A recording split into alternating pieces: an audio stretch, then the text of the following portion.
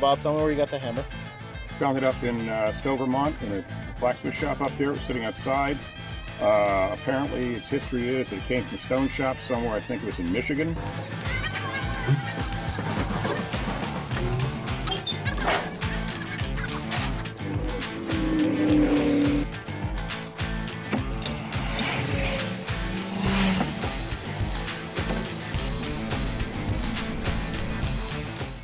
Obviously, this hammer needs a lot of help, and it has come to the right place. A lot of things are broken, like this ram guide, and need to be replaced. Luckily, the guys at Little Giant, Dave and Doug, thank you very much. They're taking care of me. They'll be able to swap out some parts for me that are already pre-refurbished, so I have a quicker turnaround time, as well as replace some parts that are completely broken, like the ram guide.